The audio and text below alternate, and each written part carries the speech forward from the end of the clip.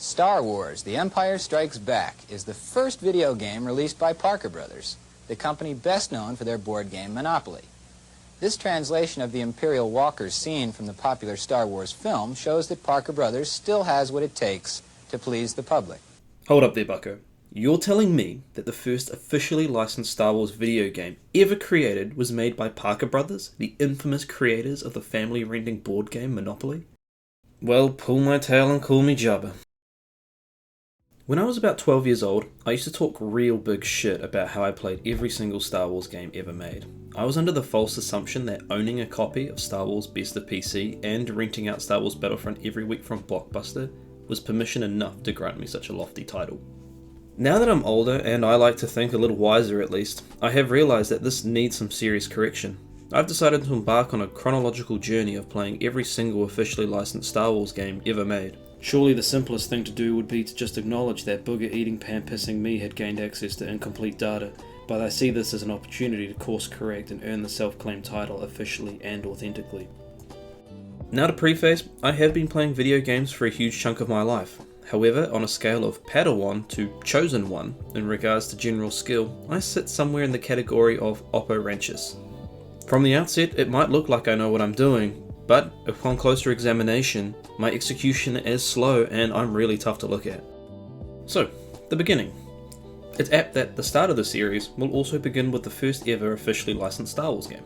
Star Wars: The Empire Strikes Back for the Atari 2600. A high-paced scrolling shooter, The Empire Strikes Back was released in 1982 and was considered a commercial success.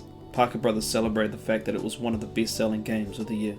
The player takes control of Luke Skywalker in his T-47 airspeeder and engages in battle against Imperial AT-AT walkers during the Battle of Hoth. With that knowledge in hand, I strapped in, activated the repulsor lift unit, and engaged the ion afterburners. I had some imps to blast. Considering the medium and technology available, this actually looks pretty good.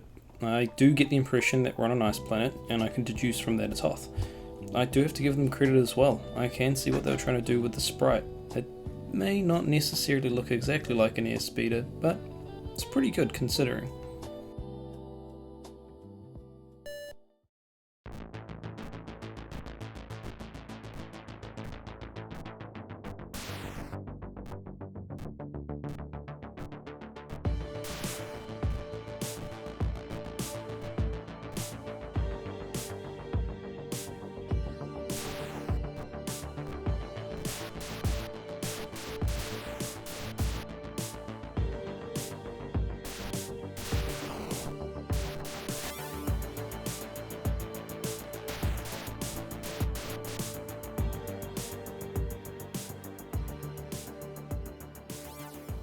Though, it didn't take me long to get into trouble. You see, the game is a lie, a sham. Consider me swindled and bamboozled. I tried in vain to attack the legs of the walkers to no avail. Let's just say the first few games didn't go so well.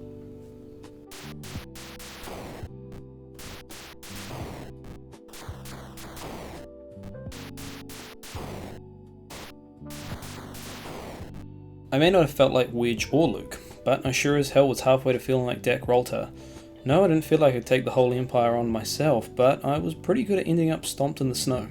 Not taking failure lightly, I did what any good tactician would do. Learned my enemy.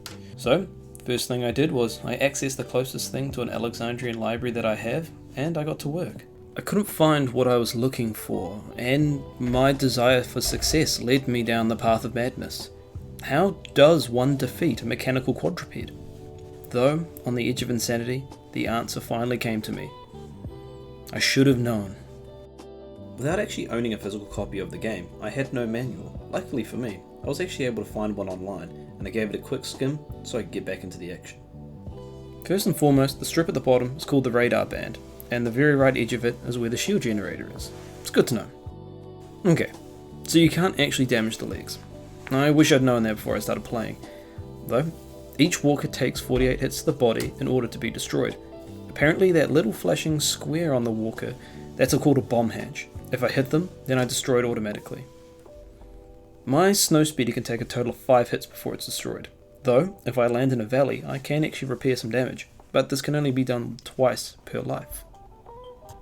Unless I gain the force.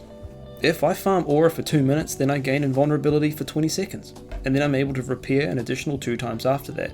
Well, obviously, being invincible is a big perk as well. Now we're cooking with Rhydonium. The game ends when you lose your lives, obviously, and I'm really good at achieving that ending. Though, the game also ends when a walker reaches the generator. So, how do I establish when I've played enough or completed this game? There's no story mode. Sure, there's a bunch of different game modes that I can play, but there is no real end, because the walkers will keep spawning until I lose. It's real simple. We actually keep it canonical. After dealing with the incompetence of Azel and promoting Piet, Vader sends General Fears and his Blizzard Force planetside in order to destroy the shield generator. Send someone that actually knows what they're doing. And I remember a discussion a very long time ago at a Star Wars Legion tournament when the Blizzard Force battalion came out, and I think there was something like 5 or 6 Imperial Walkers, as well as a bunch of ATSTs. Okay, 12. We're going to try and defeat 12, and when I say we, I mean me, because it doesn't look like I'm going to have any other snow speeders with me. Good luck. Okay, everybody to your stations, let's go! Though, canonically, the Rebellion do lose the foothold that is Hoth, and I should keep that in mind, but their success is in the evacuation. I think in order to find success here for me, I need to aim to buy as much time as possible for the Rebel evacuation. In order for me to confidently claim that I've played this game, I'm going to aim for minimum 12 walkers destroyed. Any extras? Well, that's just good boy Rebel points. With my finger permanently stuck to the space bar, I was ready to go.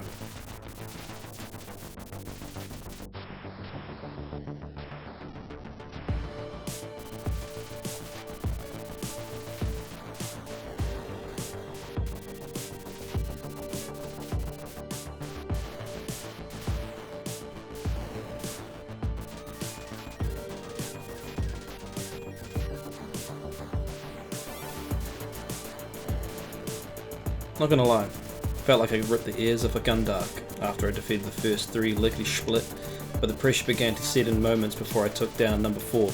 No more repairs left, and I could practically smell my co-pilot melting from child-sized blaster bolts.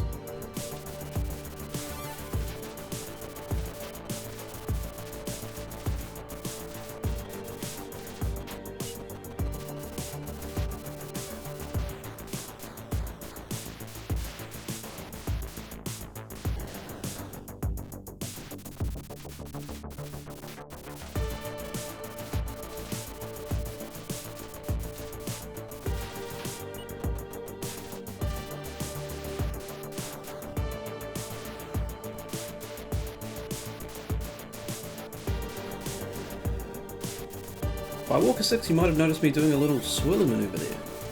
Does it work well? Probably not. Does it make me look really cool and like I know exactly what I'm doing? Probably not.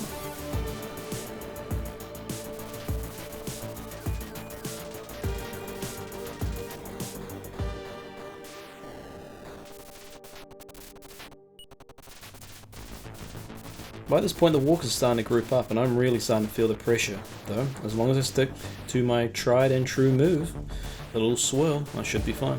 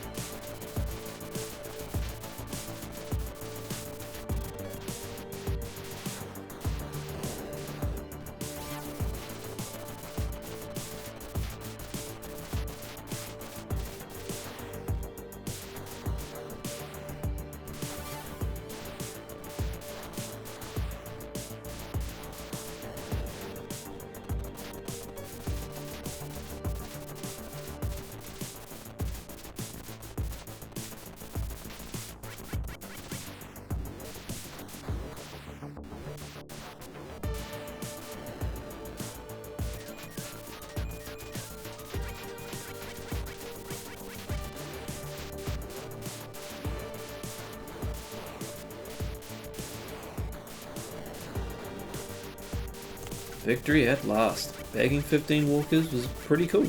Though, if I was a bit better at hitting those weak spots, I think I gotta keep going for far longer. Maybe I should try attack pattern delta next time.